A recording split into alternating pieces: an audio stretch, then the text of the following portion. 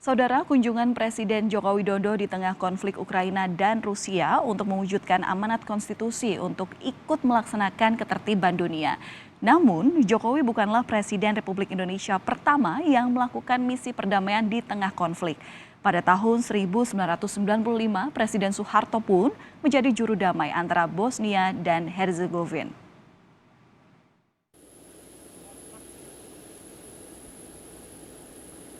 Presiden Joko Widodo sudah membulatkan tekad bakal menginjakkan kaki ke Rusia dan Ukraina. Direncanakan dari agenda KTT G7 Jerman, Presiden mengunjungi Kiev, Ukraina, dan Moskow, Rusia. Kunjungan ini sangat penting karena Presiden Jokowi akan menjadi juru damai dari dua negara yang saat ini masih berselisih. Perdamaian bagi kedua negara ini menjadi penting mengingat dampak perang telah menjadi salah satu faktor utama penyebab krisis pangan. Wakil Redaktur Pelaksana Harian Kompas, Tommy Trinugroho, mengatakan kunjungan Presiden Jokowi ke Ukraina dan Rusia merupakan langkah yang tepat. Terlebih, Presiden Jokowi ingin memastikan agar agenda G20 yang dipimpin Indonesia bisa berjalan dengan baik.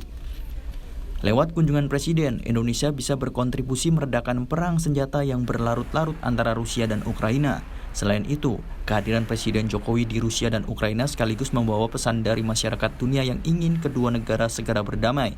Sebab perang Rusia dan Ukraina turut menyebabkan lonjakan harga pangan dan energi di negara-negara lain.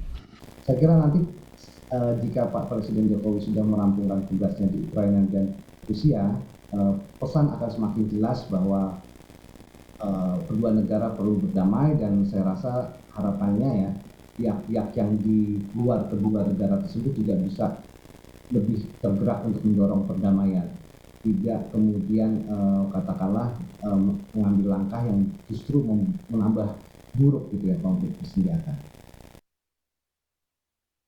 Jika menengok kembali, Jokowi bukanlah Presiden Indonesia pertama yang melakukan misi perdamaian di tengah konflik. Presiden Soeharto pun pernah melakukan hal serupa. Pada 1995, Presiden Soeharto datang ke Bosnia di saat konflik tengah panas-panasnya. Ribuan rakyat Bosnia menjadi korban.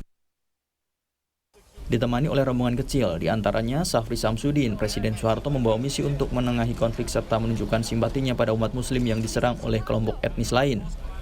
Lawatan Soeharto ke Bosnia mungkin tidak berhasil memunculkan solusi untuk mengakhiri konflik sebagaimana direncanakan. Namun, kunjungan itu menginspirasi sang presiden untuk memberikan hadiah yang besar bagi penduduk Muslim Bosnia.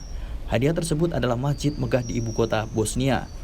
Masyarakat Bosnia menyebut masjid itu dengan nama Masjid Soeharto atau Masjid Indonesia.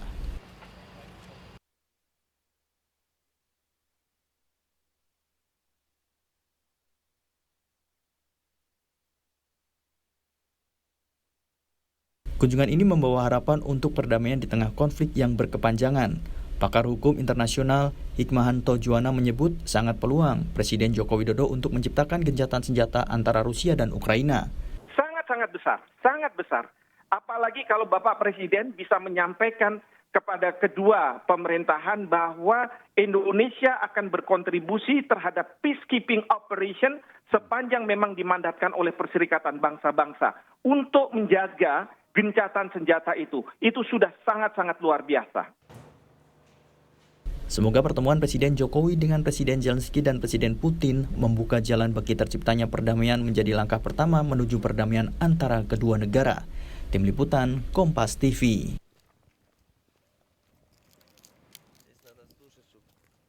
Літає дрон.